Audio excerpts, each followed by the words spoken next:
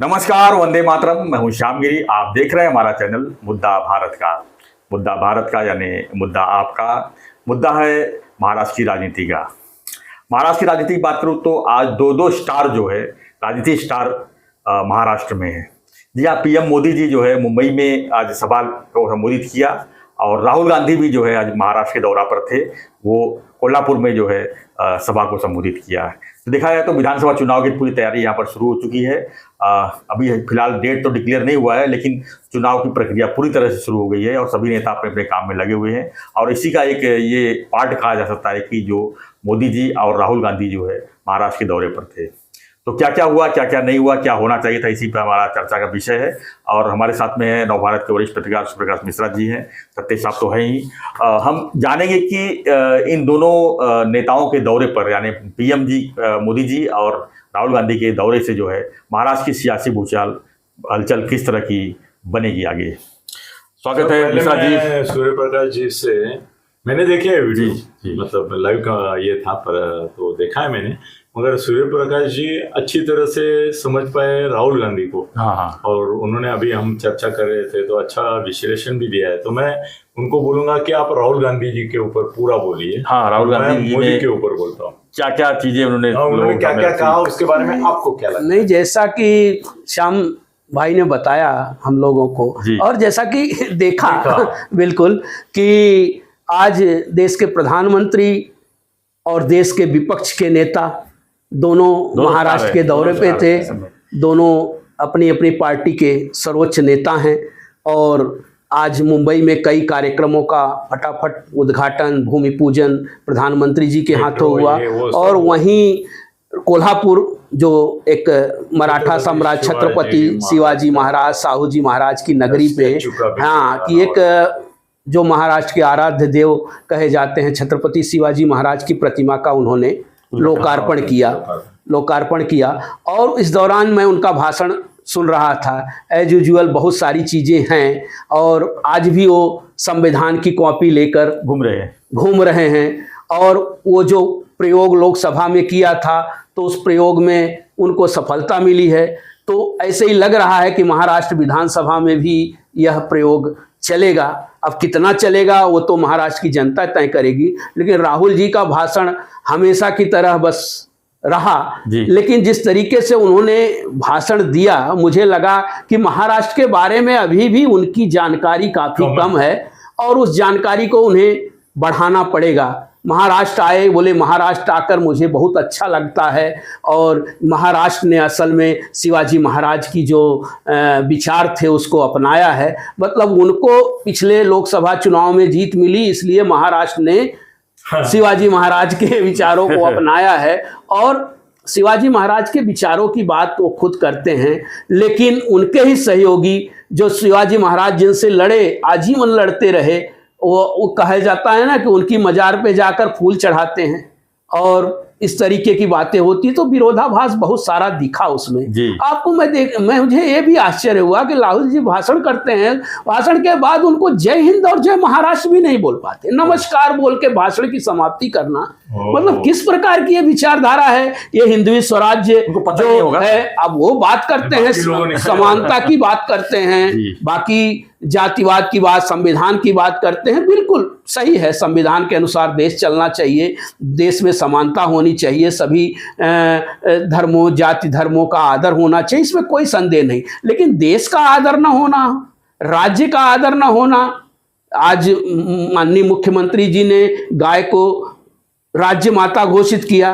बाकी चीजें हैं, देखिए भावनाओं की चीजें हैं। मैं नहीं कहता कि बहुत सारी चीजें, राजनीति सब जगह है, पूरी की पूरी राजनीति और संविधान की एक इतनी बड़ी प्रति लेके वो भी राजनीति ही कर रहे थे।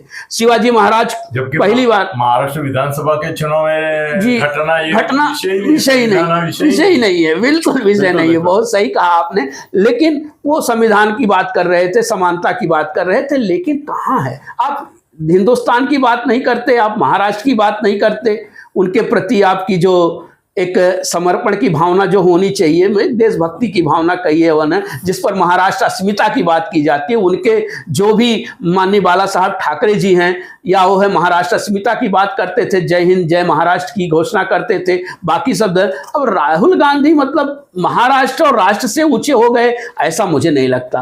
अब बहुत सारे भाषण के उनके वो थे, तो उसमें लब्बो लबाब तो समानता का ही उन्होंने दिखाने की कोशिश की कि भाई ये शिवाजी महाराज के संविधान की, शिवाजी महाराज के कार्यों की झलक इस संविधान में मिलती है, ये संविधान शिवाजी महाराज के कार्यों से। लेकिन शिवाजी महाराज के जो मूल तत्व थे, जो उनकी हिंदू स्वराज्य की स्थापना थी, उन्होंने आलोचना भी की ब्राह्मणों पर कि वो शिवाजी महाराज का जब राज्याभिषेक हुआ तो इन्हीं कुछ लोगों ने शिवाजी महाराज का राज्याभिषेक का विरोध किया।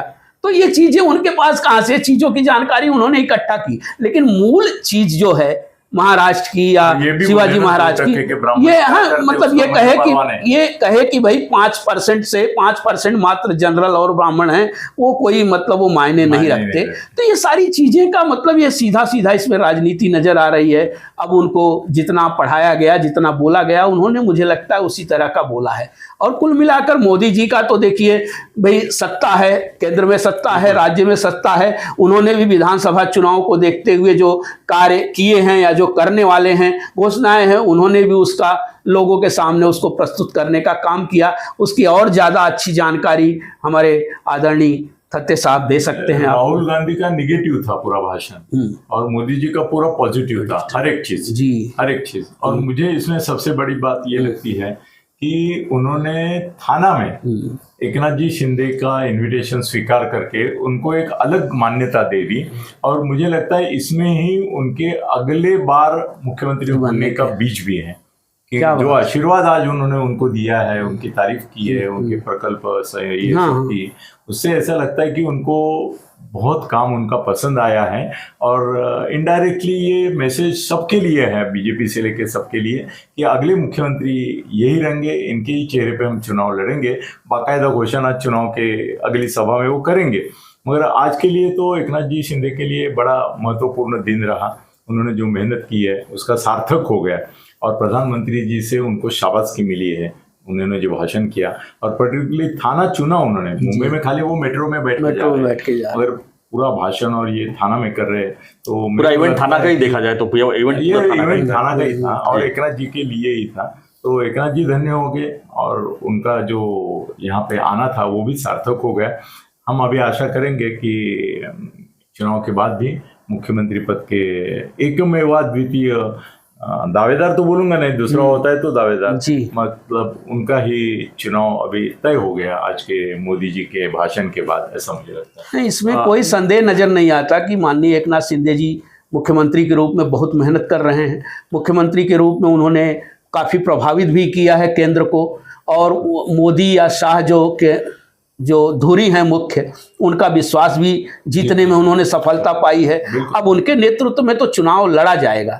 लेकिन क्या आपको लगता है कि ये जो गठबंधन है इनका, महायुति और महाविकास आघाड़ी, इनके बीच की जो टकराहट है, इसका कितना असर जनता पर पड़ेगा? या जो योजनाएं हैं, काफी कुछ योजनाएं हैं, देखिए लाडली बहन योजना का है, और बहुत किसानों के लिए जो योजनाएं हैं, वरिष्ठ नागरिक सभी कुछ न कुछ किया है, तो उसका असर पड़ेगा? आपको क्या लगता है? पड़ेगा लगता है सर। लोग अनुभव कर रहे हैं, खाली घोषणा नहीं हो रही है। अभी लाडली बहन को पैसा मिल रहा है, तो जो घोषणाएं पहले करते थे उनमें वो मिलने के लिए अगला वादा रहता था कि चुनाव में हम जीते तो इधर जीत भी गए हैं और वो दे भी दी गए। तो मेरे को लगता है इसका असर अच्छा रहेगा। इसकी कुछ काट महाआघाड़ी के पास है, वो तो उत्साह में है, वो विरोधी पार्टी में है ना, वो खाली निगेटिव टीका कर सकते हैं, बुरा ही कह सकते हैं। कल एक प्रेस कॉन्फ्रेंस हुई यहाँ पर विपक्ष की तरफ से, इंडी गठबंधन का, उसमें जितेंद्र आवाड जी भी थे। कुछ 20 सवाल जो है मोदी जी से किए कि इसका जवाब पहले मोदी जी देवें। कौन से 20 सवाल थे जनरल? उसमें काफी कुछ सवाल थे, जैसे कि जैसे थाने महानगर पालिका की इमारत को लेकर भी, कि थाने महानगर पालिका को 34 मंजिले की इमारत की क्या आवश्यकता है? इतनी अच्छी इमारत महापालिका के पास है, इतने हैं, तो इतनी बड़ी इमारत की क्या? थाने को लेकर कुछ ऐसे इशू लेवल का भी नहीं, ऐसे इशू, हाँ, कुछ ऐसे छोटे छोटे कार्य जो हो रहे हैं, पुल का भूमि पूजन करने माननीय प्रधानमंत्री जी आ रहे हैं, इस तरह के भी उठाए गए सवाल। मामूली ये। हाँ, लेकिन ये है कि जैसे मेट्रो का पहली भारत को सॉरी महाराष्ट्र को, मुंबई को पहली अंडरग्राउंड मेट्रो मिल रही है, पहला चरण उसका शुरू होने जा रहा है। तो प्रधानमंत्री जी ने इसका समझ लीजिए भूमि पूजन भी किया था और आप उद्घाटन भी कर रहे हैं, ये बहुत बड़ी बात है। पोहरा देवी देखिए, जो बंजारा समाज है, बहुत बड़ी संख्या में बंजारा समाज है देश का, और बहुत आस्था लोग पोहरा देवी से जुड़ी है, वह जो वाशिम जिले में है, उसका भी आज प्रधानमंत्री जी ने लोकार्पण किया उसके केंद्र का। और तो ये सारी चीजें देखिए वो लेकर चलना चाह रहे हैं और सारे वर्ग को प्रभावित करना चाहते हैं। प्रभावित कितने होंगे ये तो विधानसभा चुनाव के बाद पता चलेगा परिणाम, लेकिन उन्होंने भरपूर कोशिश की है। जैसे सर ने कहा कि हर वर्ग को, किसान को अलग, युवा को अलग, महिला को अलग, युवक को अलग, इसी तरह वृद्धों के लिए तीर्थ दर्शन योजना, बाकी सारी चीजें एक तरह से महाराष्ट्र सरकार ने अपनी तिजोरी तो खोल दी। सत्य साहब, आपसे मैं एक सवाल पूछूंगा, लास्ट आखिरी सवाल इसमें रखता हूं मैं, कि लोकसभा में भी मोदी जी जो है यहाँ पर करीब 50 से ज्यादा सभाएं ली महाराष्ट्र में।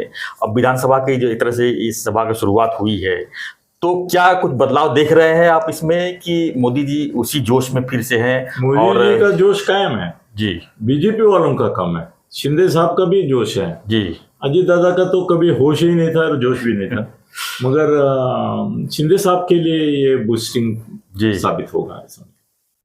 तो ओवरऑल हम अगर कहे तो चुनाव प्रक्रिया में इस सभा को कितना मान्यता देते? योगदान अच्छा रहेगा, योगदान अच्छा है। थाने डिस्ट्रिक्ट में तो थाने मुंबई में जितने एमएमआर इलाके हैं मेरे ख्याल से पिछली बार भी लोकसभा चुनाव में भी सर आपने देखा कोकण, थाने और एक सीट को छोड़ दिया जाए तो बाकी महायुति का या बीजेपी शिवसेना का माननीय एकनाथ शिंदे जी का साफ हो गए, परफॉर्मेंस अच्छा रहा था। कोकण में उद्धव को एक भी सीट नहीं मिली थी।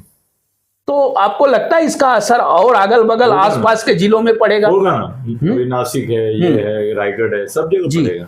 वो क्या है, भूकंप एक जगह होता है तो उसका दूर तक ये जाता है, वैसे मोदी जी आए तो दूर तक उसका ये जाएगा, प्रभाव होगा, पूरा होगा प्रभाव। धन्यवाद सर। तो हमारी चर्चा यही थी आज, जो है मोदी जी और राहुल गांधी दोनों जो है महाराष्ट्र दौरे पर थे और उन्होंने भाषण में जो अपनी प्रतिक्रिया दी उसके ऊपर हम चर्चा करें। तो फ्रेंड्स, आपकी क्या प्रतिक्रिया है इस पर हमें कमेंट बॉक्स में लिखिए। और चुनाव के मद्देनजर जो भी खबरें रहेंगी हम आप तक जरूर पहुंचाएंगे। उसके चैनल को आप सब्सक्राइब कीजिए, लाइक कीजिए, शेयर कीजिए, बने रहिए हमारे साथ, देखते रहिए हमारा चैनल। धन्यवाद सर, धन्यवाद। जय हिंद, जय महाराष्ट्र, जय श्री राम।